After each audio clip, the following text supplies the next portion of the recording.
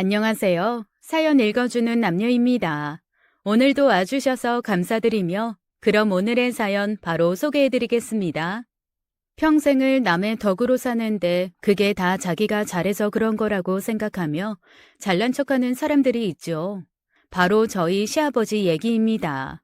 저희 시아버지는 누가 봐도 얄밉고 이기적이고 말만 앞세우면서 잘난 척하는데 실체는 없는 그런 사람입니다. 저희 시어머니는 정반대분이에요. 오죽하면 제가 결혼 초에 해맑고 철없는 며느리 시절 시어머니에게 한번 여쭤본 적이 있어요. 그런데 어머니는 대체 왜 아버님이랑 결혼하신 거예요? 그러자 시어머니가 그러시더라고요. 내 평생 가장 많이 들은 질문을 네가 언제 하나 했다. 철없는 며느리는 대답을 듣고 빵 터져서 깔깔깔 웃었지만 시어머니 표정은 이미 해탈에 해탈을 거듭한 표정이더라고요. 그도 그럴 것이 시아버지는 동네에서도 알아주는 한량망난이었거든요. 저희 시아버지는 아주 잠깐, 정말 잠깐이란 말도 민망할 정도로 아주 잠깐 선생님을 하신 적이 있대요. 그것도 제대로 된 학교도 아니고 지금으로 치면 방과 후 교실 같은 수업인데 수업을 한 학기나 1년 동안 하신 것도 아니고 대체교사로 들어가서 3번 정도 하신 적이 있다고 합니다. 그러니 선생이라는 직함을 달고 일을 한 건 평생을 통틀어서 10시간이 안 되는 거죠. 그나마도 누구를 가르친 것도 아니고 그냥 교실 안에서 아이들을 지켜보는 일이었다고 합니다. 그런데 저희 시아버지를 처음 만난 사람들이 듣는 자기소개는 늘 이 선생이라고 불러주시면 됩니다. 입니다. 오죽하면 저희 부모님도 상견례 하고 와서 혹시 시아버지가 오랫동안 교직에 계셨냐? 왜 엄마 아빠한테 미리 얘기 안 했냐? 교직자 집안인 거 왜 말 안 하고 가만히 있었냐고 저한테 물어보실 정도였어요. 저는 차마 말을 못했습니다. 그래서 그냥 그때는 부모님한테 교직에 잠깐 계셨는데 그 이후로 그냥 다들 선생님 하니까 이 선생이라고 불러달라고 그냥 그렇게 말씀하시는 것 같아 라고 얘기를 했었죠. 상견례 전에 남편한테 자초지종을 듣기는 했지만 설마 그 자리에서까지 본인을 이 선생이라고 칭하실 줄은 꿈에도 생각을 못했거든요. 그러면 평생 무슨 일을 하고 사셨냐고요? 아무 일도 안 해주는 게 저희 시아버지가 가장 잘하는 일입니다. 저희 시아버지가 일단 무슨 일을 하려고 하면 온 집안 식구가 긴장해야 했어요. 결혼 전에 남편은 저희 아버지가 집에 계시는 날이 그렇게 좋았대요. 그래서 저는 또 해맑게 물었죠. 왜? 같이 놀아주니까? 아니, 적어도 집에 계신다는 건 나가서 사고를 치지 않는다는 거잖아. 그 말 한마디로 모든 게 이해가 되었습니다. 어떨 때는 부동산 사기를 당해갖고 오셨고요. 어쩔 때는 경매 사기를 당해서 오셨습니다. 사기꾼 집단이 이름만 빌려주면 이사 직함을 주겠다고 꼬셔서 어느 회사 이사 직함을 딱 달고 그것 때문에 회사 연대보증에 걸려서 혼쭐이 나신 적도 있어요. 다행히 저희 시어머니가 몹시 인내심이 뛰어나고 똑똑하고 야무지신 분이라 그나마 본인이 공무원으로 번 돈 다 투자해가며 아버님 뒷수습하고 아들 둘 키우고 그렇게 사셨던 거죠. 저희 시어머니는 동사무소 공무원이셨거든요. 지금은 은퇴하셨지만 그 긴 시간 지각 한 번, 결석 한 번 없이 성실하게 일하신 분이에요.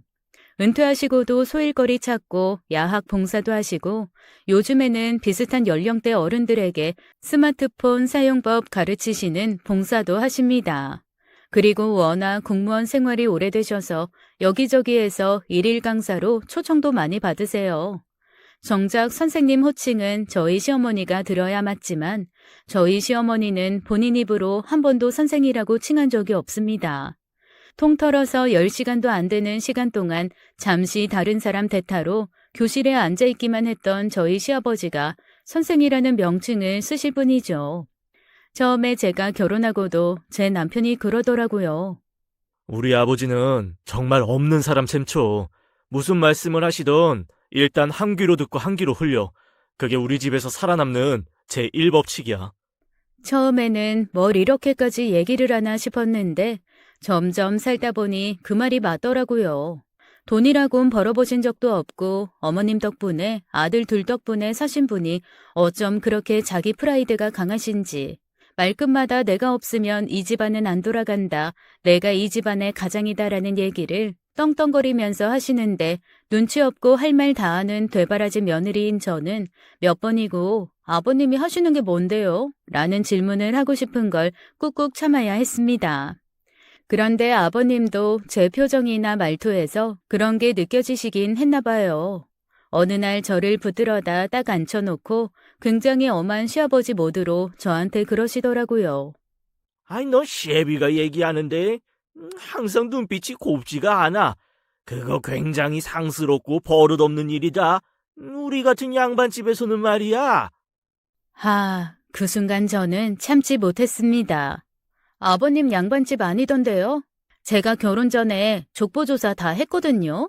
3대 위인가 그때 할아버지가 전답하라가지고 양반 족보 사신 거라고 나오던데. 그래서 아버님네 족보 되게 얇잖아요. 저희 친정은 족보가 6건이에요. 아버님이 얼굴이 시뻘개지시면서 팩 돌아 앉으시더라고요. 그리고 그날 하루 종일 저와 한마디도 섞지 않으셨습니다. 나중에 시어머니가 저를 슬그머니 불러서 말씀하시더라고요. 네가 바른 소리 하는 거 우리 다 안다. 그리고 네 말이 맞는 것도 다 알고. 근데 네 시아버지 초등학교까지밖에 안 나왔어도 선생질이 그렇게 하고 싶어서 밖에서는 선생이라 불러달라 빌고 집에서는 자식 며느리한테 선생질하는 그거 낙으로 사는 사람인데 저 양반 살면 얼마나 살겠니? 그냥 선생질하게 둬. 이번에 엎질러진 물이니까 그냥 넘어가고 다음에도 또 저런 헛소리 하거든. 내 아버님 하고 그냥 꽹과리 치면 올리듯이 그렇게 받아줘라. 아유, 미안하다. 시애미가 돼서 며느리한테 이런 부탁이나 하고. 그런데 차라리 혼이 나면 들이받기라도 하지. 시어머니가 그렇게 말씀하시는데 아니 왜 제가 창피해지는 걸까요? 하긴 더 열받고 창피하고 속상하고 어이없는 건 시어머니시겠죠. 그런데 그런 분도 그렇게 참고 있는데 제가 뭐라고 그렇게 들이받았나 싶으면서 엄청 반성이 되더라고요. 그날부터 저는 시어머니를 존경하기 시작했습니다. 그리고 어머님 말씀대로 그 다음부터는 시아버지가 무슨 말씀을 하시면 내 아버님 하면서 정말 꽹과리 치면 자연스레 울리는 소리처럼 응대했어요. 아버님 말씀이 들어오면 바로 내 아버님 하고 대답하는 그런 시스템을 갖춰나갔죠. 시아버지는 눈치도 없으셔서 제가 그렇게 대답해 주니까 드디어 며느리가 나의 진가를 알아챘구나 라고 생각하신 듯 했습니다. 기분 엄청 좋아하시더라고요. 오히려 집은 평화로웠습니다. 가장 큰 문제는 제가 결혼하고 10년째 되던 해에 일어났어요. 평소 저희 시어머님은 아들이 가장인 집에 시어머니는 손님이라고 말씀하시면서 일절 저희 집에 발걸음도 안 하시거든요. 보통 다른 시어머니가 아들 집에 와선 냉장고도 열어보고 세탁기도 열어보고 쓰레기통도 흘끔 보면서 트집 잡는다면서요. 그런데 저희 시어머니는 아주 정확하게 처음부터 저한테 이렇게 말씀하셨습니다. 내 아들이지만 일단 결혼하면 내 며느리의 남편이다. 내 며느리가 허락하지 않는 한 나는 내 며느리 집을 가지 않아. 아들 집도 남의 집이야. 그러니까 너희 집 가기 전에 항상 내가 일주일 전에 미리 약속 잡고 너희가 허락하면 그때 갈게. 그러니까 너희 아버지가 뭐라고 하셔도 절대 집 비밀번호 이런 거 알려주지 말고 그것만큼은 철저하게 해라. 오히려 어머님이 그렇게 말씀하시니까 저는 청개구리 기질이 있어서 그런지 더 비밀번호를 알려드리고 싶더라고요. 그래서 어머님 말씀 무시하고 2달쯤 뒤에 저희 집 비밀번호를 어머님한테 문자로 남겨드렸습니다. 어머님, 제가 언제 쓰러져서 어떻게 될지 모르니까 비상용으로 하나 알려드릴게요. 언제든지 오시라고 알려드리는 건 아니고요. 정말 비상용입니다. 라는 말까지 덧붙여서요. 그랬더니 시어머니가 그러시더라고요. 그래, 요즘에는 살면서 무슨 일이 일어날지 모르니 일단 내가 메모는 해놓고 있으마. 하지만 네 시아버지는 절대 모르게 해라. 네, 어머님. 저도 시아버님께 알려드릴 생각이 추호도 없어요. 그랬는데 이후로도 몇 년간 시어머니는 정말로 저희 집에 딱 한 번 오셨습니다.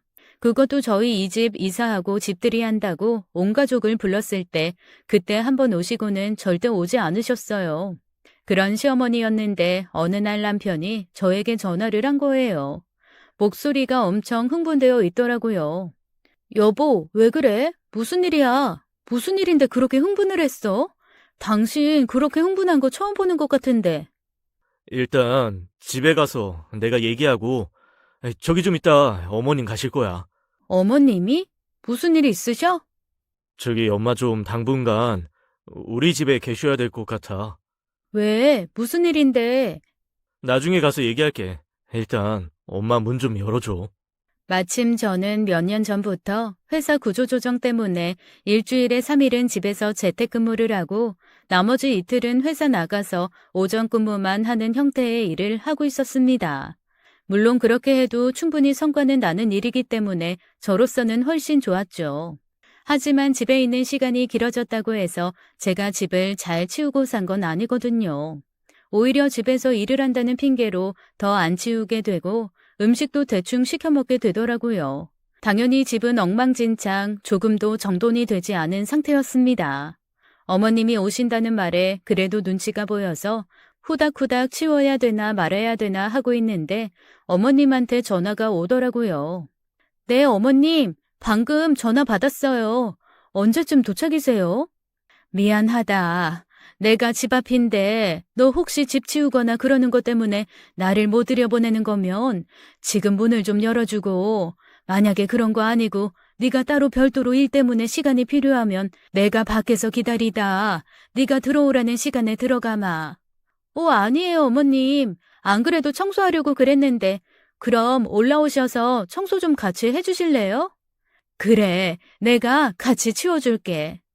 쿨한 시어머니는 그렇게 집으로 들어오셨습니다. 그런데 시어머니 양손에 큰 트렁크 2개가 들려있는 거예요. 깜짝 놀랐죠. 어머니, 집 나오셨어요? 그렇게 됐어. 아니, 왜요? 어머님이 못 참으실 일이면 어마어마한 건데. 네 아버지랑 이혼한다. 청천벽력 같은 일이었습니다. 어머님, 아버님의 이혼은 사실 아버님을 뺀 모두에게 행복한 일인 건 분명했어요. 그런데 두 분이 이혼을 하시면 아버님을 비롯한 모두가 힘들어지는 것도 사실이었죠. 말인즉슨 저희 아버님은 본인이 잘나고 훌륭해서 떵떵거리고 그래도 남한테 크게 손 안 벌리고 사는 거라 착각하고 계시지만 어머님이 없는 아버님은 낙동강 오리알이고 끈떨어진 신발이고 신부 없는 결혼식이란 말이죠. 누구도 환영하지 않고 하다못해 동네 친목회에서도 아마 반겨주지 않을걸요. 그런 어머니가 아버님을 떠나신다 하니 갑자기 머리가 복잡해지기 시작했습니다. 어머님의 브라보 시니어 라이프를 위해서는 응원하고 지지해야 될 일이었지만 홀로 남으신 대책불가 아버님을 생각하면 그래도 어머님이 옆에 좀 있어주셨으면 좋겠다는 게 이기적인 며느리의 생각이었죠. 어머님, 그 결정 여자로서는 지지하지만 며느리로서는 몹시 걱정되는데요. 내가 하고자 한 거 아니야. 2번째 충격이었습니다. 어머님이 하자 그러신 것도 아니고 아버님이 이혼을 먼저 얘기하셨다는 사실에 제 이성이 탈출을 하고 말았어요. 저도 모르게 소리를 버럭버럭 지르고 있더라고요. 아버님이요? 무슨 주제로요? 어머님이 그러시더라고요. 그러게 말이다. 그 주제에 글쎄 여자가 생기셨단다. 담담한 어머님 앞에서 제가 할 행동은 아니었지만 저는 몹시 흥분해서 머리를 쥐어뜯고 말았습니다. 그리고 나중에서야 후회하긴 했는데 그 당시에는 너무 흥분해서 어머님 앞에서 할 말 못할 말 가리지 않고 마구 쏟아냈어요. 아버님 미치신 거 아니냐면서부터 혹시 머리에 총 맞으신 거 아니냐? 아니 그렇게 평생 사기에 걸리고도 모자라 이제 드디어 꽃뱀한테까지 걸리신 거냐? 어머님 그래도 아버님을 떠나시면 안 됩니다. 저희는 어떡하라고요? 등등 어머니로서는 서운하실 수도 있는 얘기를 황당하실 수도 있는 얘기를 정신 못 차리고 쏟아냈죠. 간신히 제가 제정신을 차린 건 어머님이 저한테 이 한마디를 하셨을 때였습니다. 이번 주말에 여자가 집으로 들어온댄다. 그래서 나왔어. 쇼크로 한 바퀴 돌았던 머리가 또 다른 쇼크로 다시 제자리로 돌아온 느낌이었어요. 이성을 잃고 흥분했던 저는 어머님의 두 번째 발언으로 다시 집 나갔던 이성이 머릿속으로 기어 들어오는 걸 느꼈죠. 한결 차분해진 모습으로 제가 어머니께 다시 여쭈어 보았습니다. 그러니까 어머님, 정리를 하자면 아버님이 바람이 났고 어머니한테 이혼을 요구했고 이혼이 성립되지 않은 상황에서 지금 주말에 새 여자가 집으로 들어온다고요? 정리하자면 그래. 나는 이 사람에게 귀책 사유를 물어서 이혼 소송할 예정이야. 그리고 주말부터 여자가 들어오는 것도 이혼할 때 분명히 이 사람한테 불리하겠지. 하지만 그 사람에게 그런 얘기를 해주진 않을 예정이다. 갑자기 머릿속에서 용암이 터지는 것 같았습니다. 제 성격이 조금 무디고 약간 엉뚱하기는 하지만 청개구리 같은 면과 함께 또 하나 존재하는 게 히어로의 마음이거든요. 불의를 보면 참지 못하고 이것이 아니다 생각하면 어떻게든 관철해내는 게 그게 제 성격 중에 하나입니다. 저는 순간 결심했어요. 어머님의 이혼을 반드시 제 손으로 성공적으로 만들어버리겠다고 말이죠. 제가 무슨 인맥이 있겠어요.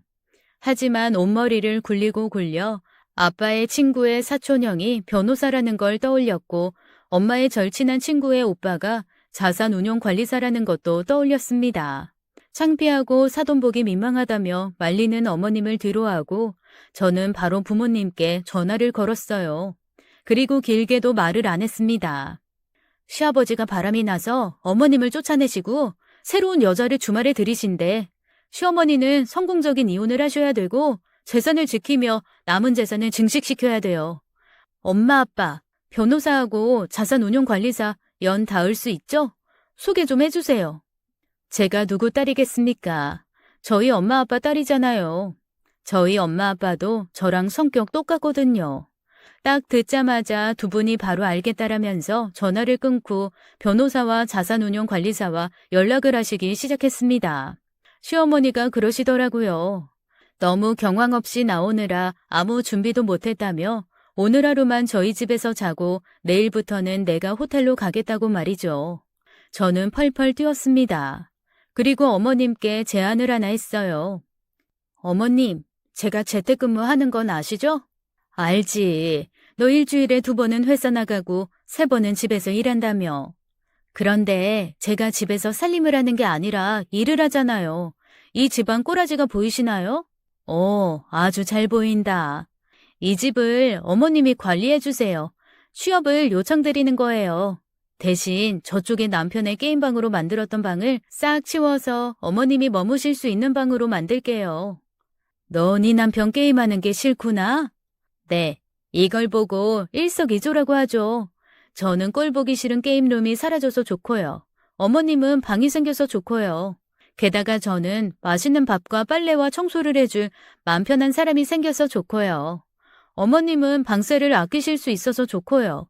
한 푼이라도 아껴야 하는 판에 우리 이렇게 협업하는 게 어떨까요? 저와 어머니는 남편의 의사는 물어보지도 않고 남편이 집에만 오면 틀어박히는 게임방을 어머님 방으로 만들기로 했습니다. 바로 남편에게 전화를 했죠. 남편은 여전히 화가 안 풀린 듯 씩씩거리며 전화를 받더라고요. 엄마, 도착하셨어?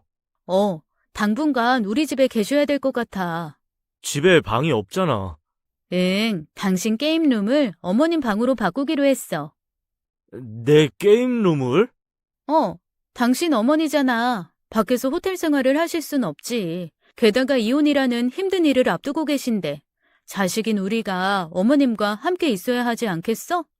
제 말에 남편은 싫지만 옳은 말이니 들어야겠고 하지만 게임룸이 사라지는 건 너무 슬프고 그럼에도 자기 엄마를 며느리인 제가 기꺼이 집에 모시겠다고 하는데 반대할 수 없고 복잡한 상황에 놓인 듯 했습니다. 목소리가 영 묘하더라고요. 대신 주말에 거실에서 3시간 정도씩 게임하는 거 허락해 줄게. 그리고 그 시간에는 나랑 어머님은 밖에 나가 있을게. 정말 당신은 멋진 아내자, 좋은 며느리야. 고마워. 그렇게 남편도 극적 타결을 한 후 저는 그동안 눈에 가시 같았던 게임룸을 싹 뜯어 고치고 어머님 짐을 차곡차곡 넣기 시작했습니다. 어머님은 괜찮은 척 하셨지만 몹시 마음이 상하신 듯 했어요. 왜 안 그렇겠어요. 어쨌거나 평생 그래도 뒷바라지하고 사고 수습했던 남자가 나 다른 여자랑 살 테니까 너 당장 집에서 나가 하고 쫓아낸 거잖아요. 사실 제 성격 같았으면은 머리끄덩이 다 잡아서 대머리 만들어 놓고 온몸을 멍투성이가 될 때까지 펑펑 때려줬을 거예요. 하지만 시어머니가 그러시더라고요. 아유, 딱지 수준 맞는 거 찾아서 끼리끼리 살겠다는데 내가 나와줘야지. 저희 어머니 참 배포가 크신 분이었습니다. 그렇게 어머님은 저희와 함께 사는 삶을 시작하셨어요. 제 주변에 몇몇 이 사정을 아는 친구들이 시어머니랑 살면 불편하지 않냐고 하더라고요. 그때마다 저는 정말로 펄쩍 뛰며 이렇게 얘기했습니다. 야, 친정엄마보다 5만 배는 편해. 다들 그게 무슨 소리냐고 묻길래 제가 그랬죠. 친정엄마는 한없이 편해가지고 계속 잔소리하고 구박하고 그러는데 시어머니는 그래도 제 눈치 한 번씩 보시면서 잔소리도 안 하고 본인이 그냥 해주실 거 다 해주신다고요. 게다가 저희 친정엄마보다 시어머니 밥이 훨씬 맛있거든요. 시어머니가 저희 집에서 함께 사신 지 한 달 만에 저는 4kg가 쪘습니다. 어머님 때문에 저 다이어트 글렀어요. 이렇게 살 쪄가지고 어떡해요? 어머님 밥 너무 맛있어요. 어머님 확대범이에요, 확대범. 그러면 시어머니는 몹시 행복해하며 이렇게 말씀하시곤 했죠. 우리 며느리는 다 쥐어봐야 한 주먹밖에 안 돼서 좀 더 먹어도 돼. 세상에 저희 엄마는 저한테 맨날 저렇게 조선 밥만 해서 어디다 쓰냐고 얘기하는데 저희 시어머니는 쥐면 한 줌이라고 하니 제가 누구를 더 좋아하겠어요. 그렇게 시어머니는 저희와 행복하게 살기 시작하셨습니다. 문제는 시아버지와 새로 살기 시작한 그분이세요. 저희가 시어머니랑 함께 살기 시작하면서 시아버지랑은 연락을 딱 끊었거든요. 첫 주에는 연락도 안 오더니 두 번째 주부터는 계속 연락이 오더라고요. 남편한테도 오고 저한테도 오고 시아버지는 뭐가 그렇게 당당하신지. 새 시어머니가 왔는데 어떻게 너희는 인사도 안 하냐? 이런 포르장 머리로 내가 자식을 가르쳤는 줄 아냐? 당장 와서 인사해라. 그리고 네 시어머니 옛날 네 엄마랑 달라서 살림도 안 해보고 그저 곱게만 자란 사람이니 도우미 아줌마를 써야겠다. 비용 좀 대라. 아니면 며느리가 와서 셋이 몸쪽 노릇 하든가. 정말 되도 않는 말씀을 하시더라고요. 그런데 다행히 두 아들이 다 자기 아버지한텐 질릴 대로 질린 데다가 저희 도련님은 자기 아버지처럼 살게 될까봐 결혼도 안 하겠다며 비혼 선언까지 한 사람이거든요. 아주 진절머리를 치죠. 아버님이 이런저런 요구를 한 걸 두 아들이 냉정하게 거절을 한 거예요. 아버님 생활비 한 푼도 못 드린다. 어머니랑 이혼소송 끝나면 이혼소송에서 재산분할 받으신 걸로 평생 알아서 사셔라. 그리고 도우미 비용 절대 못 낸다고 아주 싸늘하게 거절을 한 거죠. 시아버지가 처음으로 자기 뜻대로 일이 풀리지 않은 걸 느끼셨을 겁니다. 보통 그러면 이때까지 내가 그래도 가장 취급받으면서 살았던 게 다 내 마누라 때문이구나 하고 생각할 법하잖아요. 그런데 그런 생각을 할 줄 알면 저희 시아버지가 아니죠. 이것들이 엄마 편만 든다느니 아버지 무시한다느니 난리를 치시더라고요. 남편도 너무 시도 때도 없이 아버님이 전화를 하시니까 살짝 지친 눈치였습니다. 그걸 알아채신 어머니가 그러시더라고요. 이번 주말엔 둘이 아버지한테 갔다 와. 남편이 펄쩍 뛰었습니다. 우리가 거길 왜 가요? 가서 어떤 여잔지 좀 보고 와. 나 너희 아버지 인사하라고 보내는 거 아니야. 가서 스파이질 좀 하고 오라고 보내는 거야. 어머님 말씀은 참 똑같은 말도 기분 안 나쁘고 뭔가 타당하게 들리게 하는 힘이 있었습니다. 그렇게 가기 싫어했던 남편도 가서 어떤 여잔지 좀 보고 와라. 스파이질 좀 하고 오라는 말에는 약간 귀가 솔깃했던 모양이더라고요. 좀 이따가 아버지한테 전화해서 그러대요. 예, 아버지. 이번 주에 갈게요. 그랬더니 아버님은 반색을 하시면서 이러시더랍니다. 그래. 네가 많이 바빴지. 며느리랑 가져와라. 그리고 내가 고기 뜯은 지가 오래됐으니까 소갈비나 좀 듬뿍 가져와라. 여기 지금 네 새어머니가 요리 못하니까 이거 어디 잘하는 집에서 좀 사와서 며느리 보고 좀 하라고요. 시어머니가 며느리한테 밥상 한번 받고 싶은 모양인데, 이것저것 할 필요 없다고 배려한다. 그냥 가볍게 소갈비찜이나 해서 밥 먹자. 저희 식사는 안 하려고요. 그냥 가서 잠깐 아버지 얼굴만 보고 올 거예요. 주말에 결혼식도 많고 참석할 행사가 많아서요. 아유, 그래. 그럼 소갈비나 좀 사다 줘. 가게 들릴 시간도 없어요. 그냥 잠깐 가서 얼굴만 뵙고 올게요. 세상에, 아버님은 남편에게 소갈비를 요구했고 남편은 그걸 또 매몰차게 거절하대요. 치사한 두 남자의 아웅다웅 싸움을 보는 듯해서 어머니랑 저는 피식피식 웃고 말았습니다. 그리고 주말 저희가 아버님 집에 가려고 주섬주섬 준비를 하는데 어머님이 뭔가 큰 통을 하나 주시더라고요. 엄마, 이게 뭐예요? 소갈비야, 어제 했어. 네 아빠 갖다 줘. 엄마 이걸 대체 왜 했어요? 먹고 싶대잖니. 철없는 놈 먹여. 간 김에 너희도 꼬라지 좀 보고 오고. 제가 슬그머니 시어머니에게 물어봤습니다. 어머님, 혹시 여기에 독을 타셨다거나 그런 건 아니죠? 그러자 어머니께서 그러시더라고요. 어우, 생각을 미처 못했네, 내가. 너한테 진작 물어볼 걸 그랬다. 내가 왜 그 생각을 못했지? 농담을 하시는 걸 보니 어머님이 독을 타지 않은 건 확실했습니다. 남편이 계속 이거를 왜 갖고 가 하며 투덜거렸더니 어머님이 그러시더라고요. 그 알량한 자존심에 내가 줬다고 하면 먹지도 않을 거야. 아마 아까운 고기만 에잇하면서 싹 다 버릴 테니까 그냥 맛집에서 사왔다고 해. 어머님, 근데 진짜 궁금해서 그러는데 대체 이거 왜 주시는 거예요? 어머님이 대답하셨어요. 예, 고기라도 갖고 가서 풀어놔야 이걸 보는 그 여자 얼굴이 어떤지 좀 더 정확하게 볼 수 있지 않겠니? 사람은 먹을 때 인격이 드러나고 여행 갔을 때 인격이 드러나고 힘들 때 인격이 드러나는 법이야. 너희한테 조금 더 많은 정보를 받아오게 하려고 내가 수 쓴 거야.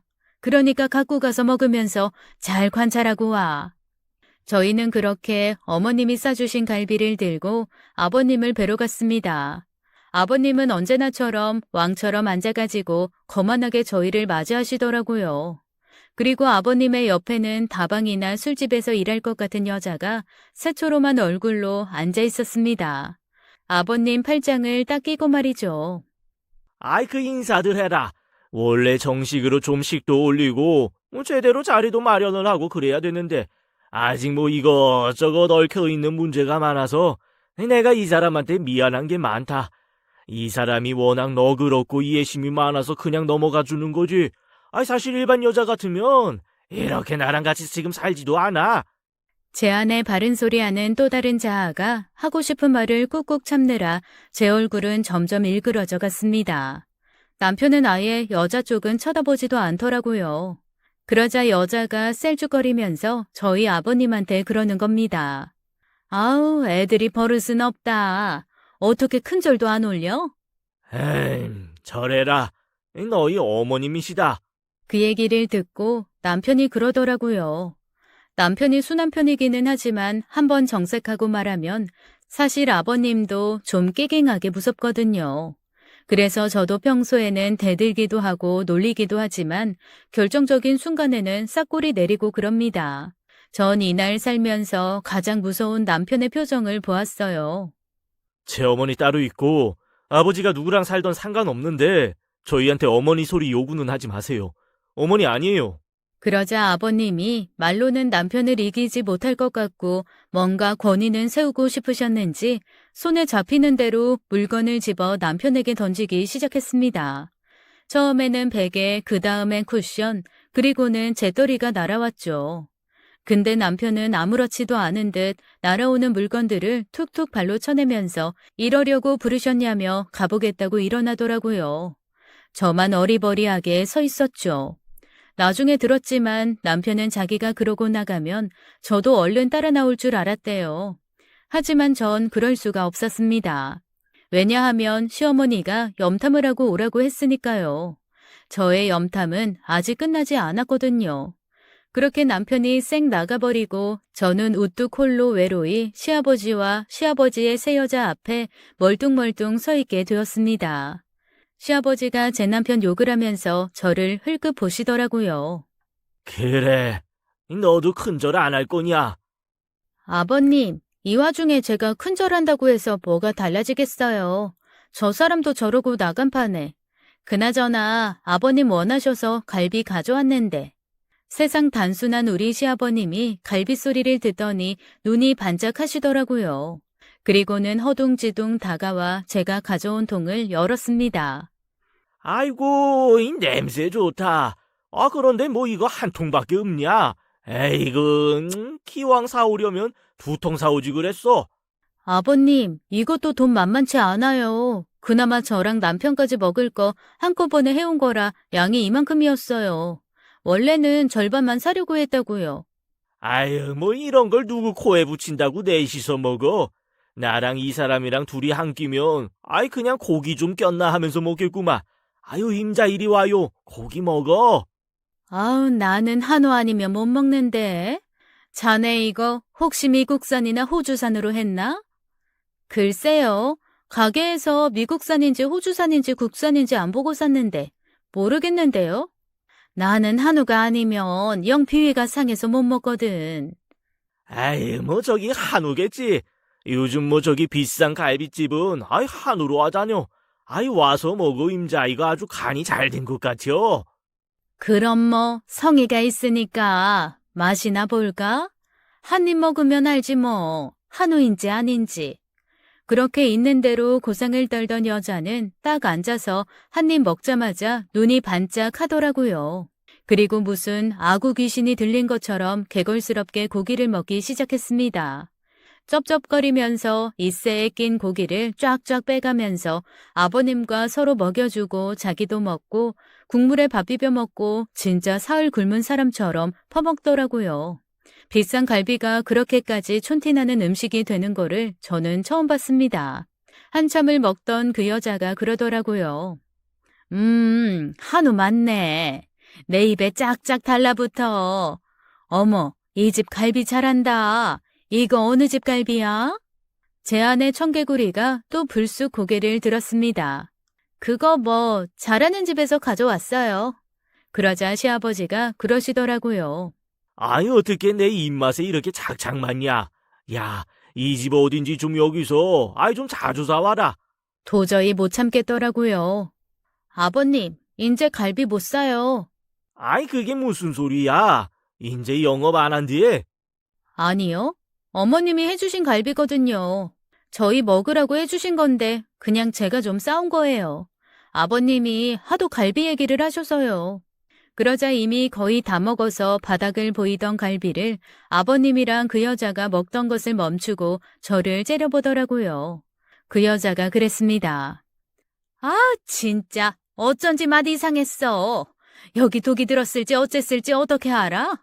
세상 맛없는 갈비 성의 생각해서 억지로 먹어줬더니 뭐야?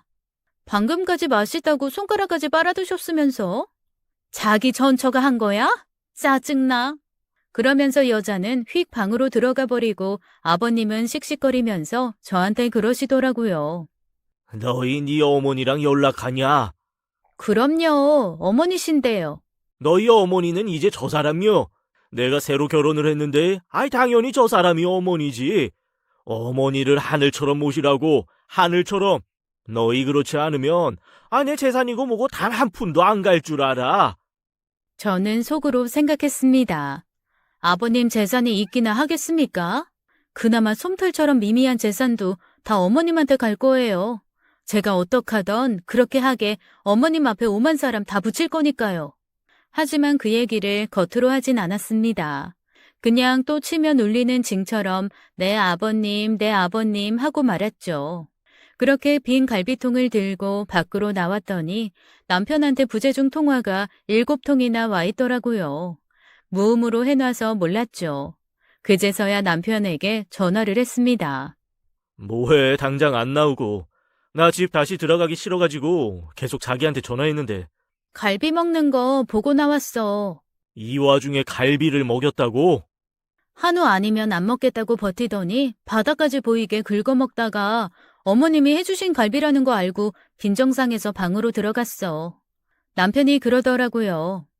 아, 내가 너무 일찍 화내고 나왔구나. 그 장면 보고 나왔어야 하네. 살짝 후회되는데. 그러니까 나처럼 좀 참지 그랬어? 나 봐봐. 어머님이 스파이처럼 먹는 거 보고 어떤 사람인지 알아오라고 하셔서 기가 막힌 인내심으로 끝까지 참고 봤잖아. 당신 어쩜 남자가 그렇게 인내심이 없니? 미안하다. 너무 화가 나서. 아우, 몰라. 들통 무거워. 빨리 와서 이것 좀 받아가.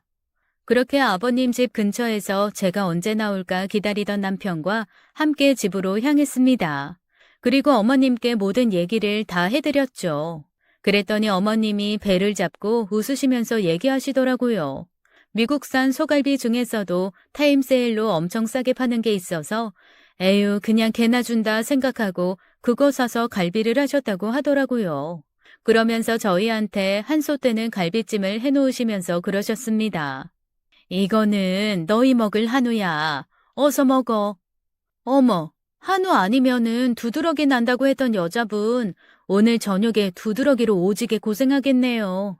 그러게, 두드러기라도 났으면 좋겠다. 아이고 참, 정말 끼리끼리 만났네. 알긴 알았지만 듣고 나니까 더 열받는다. 그렇게 갈비찜 해프닝이 끝나니 시아버지는 며칠간 잠잠하셨습니다. 하지만 이후에도 계속 문자 테러는 계속됐죠. 하늘 같은 시어머니가 뭐가 드시고 싶다고 하는데 와서 좀 해주는 게 며느리의 도리다 등등 정말 되도 않는 말이 가득했습니다. 며느리는 시어머니의 몸종이다라고 하는데 귀도 안 차서 대꾸도 안 했죠.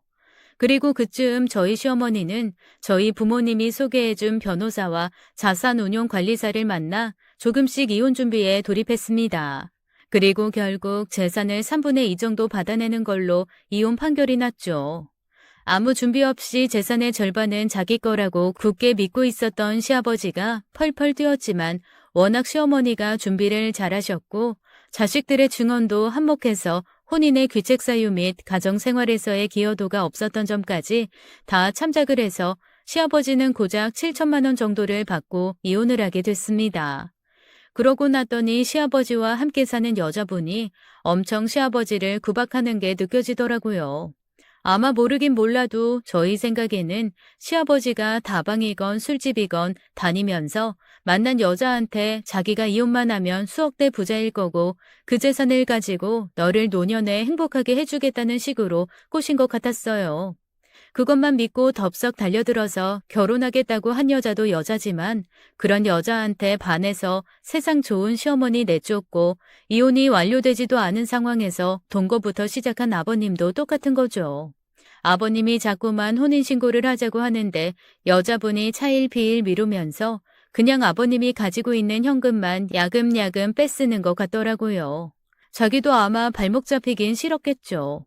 그러니 애가 닳기 시작한 건 시아버님이었습니다. 멀쩡한 어머니랑 이혼해서 낙동강 오리알 되고 새 여자랑 가정을 꾸리려고 했는데 여자는 혼인신고를 안 해주고 한마디로 여기서도 버림받고 저기서도 버림받은 애매한 상황인 거죠. 그런데 그쯤 저희 시어머니에게는 핑크빛 기류가 흐르는 일이 생겼습니다. 저희 엄마가 소개해준 자산운용사가 부인과 사별하고 15년쯤 되신 분인데 저도 몇 번 만나봤지만 엄청난 신사시거든요. 매너도 너무 좋고 재산도 많고 자녀들도 아주 잘 커서 외국에 있는 회사에 다니고 있습니다. 하나는 호주에서 금융회사에 다니고 하나는 영국에서 IT 관련 일을 한다고 들었어요. 이분만 혼자 한국에서 살고 계신데 겨울에는 한 달간 호주에 있는 자녀에게 가 있고 여름에는 또 한 달간 영국에 있는 자녀에게 가서 시간을 보내시는 분입니다. 평생 자산운용사로 일했고 지금은 은퇴 후에 프리랜서로 자산 설계 일을 하고 계시는 건데 저희 어머님하고 코드도 잘 맞고 서로 말도 잘 통하는 것 같았습니다.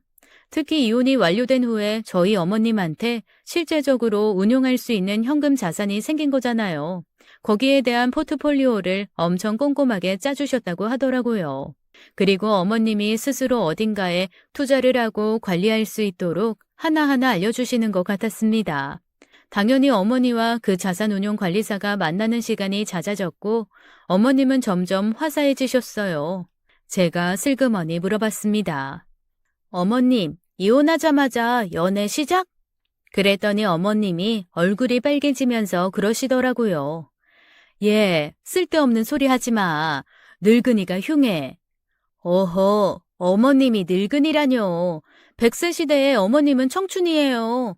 지금부터 연애를 하신다고 해도 25년은 연애를 하실 수 있는 나이라고요. 세상에 그런데 그게 왜 흉해요? 나 너무 부러운데요? 진짜 부러워요, 어머님. 저는 이제 저 사람이랑 헤어지지 않는 이상 연애는 꿈도 못 꾸는 거잖아요. 그런데 어머님은 연애하시고 어머님이 제 워너비예요. 아이고, 아무리 시어머니가 편하다지만 시애미 앞에서 못하는 말이 없네. 그런가요? 어머님 연애를 하시려면 제대로 하시라고 하는 소리예요. 아우, 연애는 무슨, 됐어. 그냥 자산 운용하는 것만 도와주시는 거야. 그때는 시어머니가 극구 부인해서 그런가 보다 했는데 저희 엄마가 그러시더라고요. 자산운용관리사분이 저희 시어머니가 너무 마음에 들어서 사별하고 처음으로 같이 하고 싶은 여자를 만났다고 그렇게 말씀을 하셨대요. 와, 남자가 그런 얘기한 거면 이미 게임 끝난 거 아닌가요? 그래서 제가 엄마한테 그랬죠. 엄마, 그분한테 좀 더 적극적으로 다가오시라고 해. 우리 시어머니도 분명히 마음이 있으신데 뭔가 확신이 안 서서 망설이시는 것 같아. 그래? 그럼 우리가 양쪽에서 좀 힘차게 밀어볼까? 그래야겠어요. 엄마, 남자는 밀고 나가는 힘이라고 꼭 좀 전해줘요. 내가 시어머니는 은근하게 떠밀 테니까, 응? 저랑 제 엄마가 뒤에서 서포트를 하는 걸 아는지 모르는지 시어머니는 그분과 친구처럼 자연스럽게 지내면서 본인도 모르게 서서히 화사해져 가셨습니다. 반면에 저희 시아버지는 날이 갈수록 끈떨어진 연처럼 추레하게 늙어가시더라고요. 돈도 없죠. 옆에서 계속 짱얼거리면서 밥 한 끼 안 해주는 여자. 어디 버티기가 쉬운가요? 예쁜 꽃도 한두 번이지. 꽃에서 가시가 끊임없이 솟아 자기를 콕콕 찌르는데 예쁘다고 안고 있을 사람이 어디 있겠어요.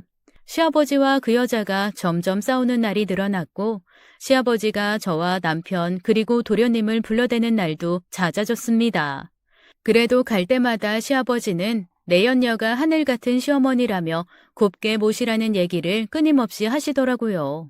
그런 식으로 하늘 같은 시어머니라는 거를 자꾸만 주지시켜서 여자분이 어우렁더우렁 혼인신고라도 하길 바라신 건가 봐요. 그날도 하도 오라고 하셔서 갔더니 시아버지가 그러시더라고요. 아, 너는 시부모가 어떻게 사는지 궁금하지도 않냐? 와서 한 번씩 좀 들여다보고 시아버지랑 시어머니랑 살펴야 그게 며느리지. 아주 괘씸하다. 그 말을 듣자 제 안에 있는 청개구리가 또 고개를 번쩍 들었습니다. 아우, 시댁이 두 군데라 너무 힘드네요. 이쪽 시댁도 가야 되고 저쪽 시댁도 가야 되고. 예비 새 시아버지도 신경 써야 돼서 너무 힘들어요, 아버님. 그랬더니 시아버님 눈이 땡그레지면서 물어보시더라고요. 아, 시댁이 두 개라니. 예비새 시아버지라니 그게 무슨 소리야? 아이, 네 시어머니 남자 생겼냐? 옆에서 여자가 째려보건 말건 갑자기 시아버지가 흥분을 하시더라고요. 네, 되게 멋지신 분이던데. 엄청 멋있어요. 그러자 시아버지가 씩씩거리면서 어떻게 다른 남자를 만날 수 있냐고 버럭버럭 성을 내시는 겁니다. 너무 어이가 없어서 제가 그랬어요. 그동안 수십 명 다른 여자 만나고 다니신 건 아버님이에요. 어머님은 그 와중에도 아버님만 보고 사셨는데 그나마도 아버님이 버리셨잖아요. 버린 여자가 다른 남자 만난다는데 그게 왜 화낼 일이에요? 그래도 바른 말이었는지 시아버지가 씩씩거리면서 저를 노려보시더라고요. 그러면서 어떤 놈이냐, 어떤 새끼냐 마구 욕을 하시는 거예요. 제가 그랬죠. 엄청 유명한 자산운용사인데 재산도 많고 잘생기고 진짜 다 갖춘 남자예요. 1년의 절반은 해외여행 다니고 그런데요. 그런데 진짜 웃긴 게 제 얘기를 들으면서 시아버지를 한참 노려보던 그 내연녀가 재산 많고 잘생겼다는 말을 듣고 눈이 반짝하더라고요. 그러면서 그러대요. 그 자산운용사 나 좀 만나보면 안 되나? 나도 자산 좀 굴리고 싶은데. 네, 안 돼요. 기본 자산 10억 이상만 해주시는 분이에요. 그 여자가 10억이나 있어? 자기, 나한테 돈 없다고 한 거 다 거짓말이야? 전초한테 10억이나 준 거야? 시아버지와 그 내연녀는 앞에 저랑 남편이 있건 말건 싸우기 시작했습니다. 10억은 무슨 저희 어머니 그렇게 돈 안 많아요. 그냥 심술나서 열받으라고 한번 해본 말이죠. 예비 새 시아버지가 있다라는 것도 마찬가지고요. 미끼를 던졌는데 그렇게 걸려들 줄 확신은 못했지만 상상 이상이더라고요. 여자는 돈 얘기에 길길이 뛰고 시아버님은 남자의 존재에 길길이 뛰는 꼬라지가 아침 드라마를 보는 것 같고 그러더라고요. 남편이 옆에서 그만하라고 저를 툭툭 쳤지만 저는 참지 않고 하고 싶은 말 다 했습니다. 단단히 마음이 상한 시아버지는 다음 날부터 저한테 끊임없이 전화해서 대체 어떤 놈이냐고 계속 물어보시더라고요. 저는 그냥 계속 멋지신 분이라고만 하며 시아버지를 살살 약올렸습니다. 그리고 시어머니에게 상황을 말씀드렸어요. 그 멍청한 인간이 무슨 짓을 할지 모르겠네. 아유, 예측이 가능해야 말이지. 설마 무슨 일을 하시겠어요? 하실 수 있는 게 없는데. 하지만 시어머니의 예상은 맞았고 저는 생각보다 시아버지를 가볍게 본 게 분명했습니다. 시아버지가 얼마 후부터 저랑 시어머니를 스토킹하기 시작하셨거든요. 제가 어머니와 어디를 나가면 어김없이 문자가 왔습니다. 그놈 만나러 가냐? 시어머니에게도 계속 전화가 오고 문자가 온다고 하더라고요. 남편이 한숨을 쉬며 시아버지 전화번호를 차단 처리했더니 그 다음부터는 다른 사람 전화를 빌려서 계속 연락을 하기 시작하셨습니다. 시아버지를 접근 금지 명령을 내려야 하나 신고를 해야 하나 고민하던 중 그 자산운용사 선생님이 선생님과 함께 저를 만나고 싶다는 연락을 해오셨어요. 어머님이 재산 중 일부를 저희 부부에게 증여를 먼저 해주고 싶어 하시는데 그 부분에 대한 설명이 필요하다는 말씀이셨죠. 그래서 저는 처음으로 그 자산운용사 선생님을 만나게 되었습니다. 듣던 것보다 훨씬 더 멋있고 품위 있으신 분이더라고요. 입고 오신 옷도 아주 세련돼서 꼭 시니어 모델 화보 촬영을 하는 분 같았습니다. 와, 너무 멋있으시네요. 꼭 모델 같으세요. 제 주책에 시어머니가 얼굴이 빨개지시면서 저를 툭 치셨지만 그분은 오히려 허허 웃으며 제 얘기를 받아주셨어요. 그래요. 아유, 어머님에게 좀 먹힐 것 같아요.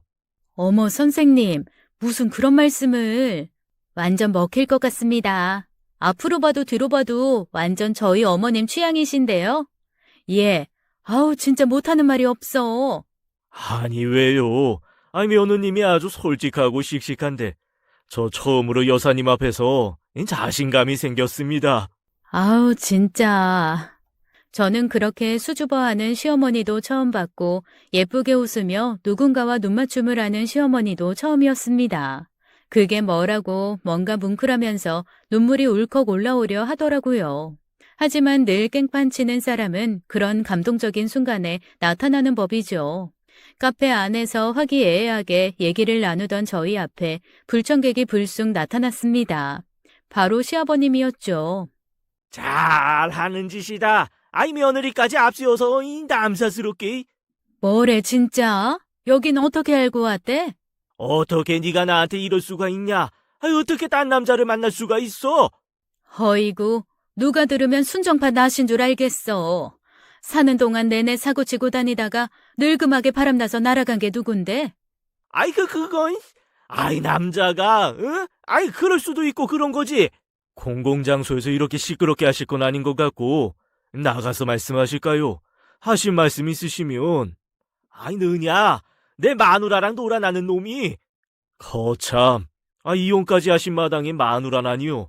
그리고 정확하게 말씀드리자면, 여사님은 저한테 아무 관심 없으십니다. 제가 일방적으로 반해서 쫓아다니는 겁니다. 시어머니의 얼굴이 빨개졌습니다. 그리고 시아버지는 울그락불그락 해졌고요. 저는 이 모든 상황이 너무 흥미진진해서 두 눈을 크게 뜨고 두 귀를 쫑긋 세운 채 가운데서 눈만 대굴대굴 굴리고 있었습니다. 하하, 아이, 헛물키고 있다고 스스로 고백하는구만. 아직 이 여자가 어떤 여자인지 몰라서 그러는 모양인데. 잘 압니다. 아주 멋진 분인데 그동안 영 존중 못 받고 사신 것 같은 숨겨진 보석 같은 분이죠. 그래서 제가 좋아하고요. 숨겨진 보석 좋아하네. 그리고 혼자 좋아한다고 펄펄 뛰어봐야, 응? 어차피 여자는 자기가 돌보고 관심 있는 남자한테 돌아오게 되어 있어. 어린애도 아니고 질투 작전이요, 뭐요? 세상에, 시아버지는 시어머니가 아직도 자기를 좋아해서 질투를 하게 만들려고 남자를 만난다고 착각하는 모양이었습니다. 아니, 그런 생각은 대체 어떻게 할 수 있는 건지 이해가 안 되더라고요. 운용사 선생님이 뭔가 막 더 말을 하려 하던 그 순간 시어머니가 벌떡 일어나서 시아버지를 위아래로 야멸차게 훑어본 후에 운용사 선생님의 팔짱을 딱 꼈습니다. 모두가 놀랐죠. 진짜 놀고 있네. 누가 지가지컷한테 관심이 한 조각이라도 있는 줄 알아? 자기, 우리 다른 데 가서 얘기해요. 차 가져왔죠? 너도 나와. 와, 저희 시어머니 정말 박력이 넘치시더라고요. 여자인 제가 봐도 멋있었습니다. 운용사 선생님은 이미 눈에서 꿀이 뚝뚝 떨어지는 모습이었어요. 자신의 팔에 팔짱을 낀 어머니의 손을 부드럽게 잡더니 지그시 바라보며 그러시더라고요. 갑시다. 셋이서 드라이브하고 멋진 데서 저녁 먹으면서 찬찬히 얘기하면 좋겠네요. 그렇게 멍하게 서 있는 시아버지를 두고 밖으로 나온 운용사 선생님은 평생 시아버지가 저런 차 한번 타보면 소원이 없겠다고 노래를 불렀던 멋진 외제 세단 승용차를 우아하게 끌고 와 뒷문을 열고 저와 시어머니를 태웠습니다. 그리고 시아버지를 두고 저희 셋은 그 자리를 유유히 빠져나왔어요. 차 안에서 시어머니는 돌발 행동을 한 걸 사과하셨지만 그분이 그러시더라고요. 이참에 우리 오늘부터 일을 하시죠, 여사님. 며느님이 증인하시고. 저는 찬성이요. 수줍게 웃던 시어머니도 결국 고개를 끄덕이셨습니다. 그렇게 시어머니는 새 연애를 행복하게 시작하셨어요. 시아버지는 내연녀가 그나마 있던 돈 들고 도망을 가고 혼자 쭈글쭈글해진 채 만날 집에서 멍하게 계신답니다. 아들 둘이 용돈도 넉넉하게 들이지 않고 사시는 집도 월세로 돌려버려서 생애 가장 쪼들리는 시간을 보내시는 중이에요. 안타깝게도 불쌍하지는 않더라고요. 아마도 시어머니는 내년쯤 재혼을 하실지도 몰라요. 운용사 선생님이 함께 남은 생을 보내고 싶다고 얼마 전에 청혼을 하셨거든요. 저한테도 얼마나 잘해주시는지 요즘에는 시어머니보다 새 시아버지가 더 좋아서 자꾸 어머님을 보러 가게 된다니까요. 남편과 도련님도 새 시아버지에게는 자연스럽게 아버지 소리를 하더라고요. 뒤늦게나마 존경할 수 있는 어른이 아버지로 생겨서 감사하다나요. 평생 가족들을 괴롭히기만 했던 시아버지의 말로는 역시나 쓸쓸하네요. 지금까지 사연 읽어주는 남녀였습니다. 끝까지 함께해주신 여러분 감사드리며 저희는 다음 사연으로 돌아올게요. 감사합니다.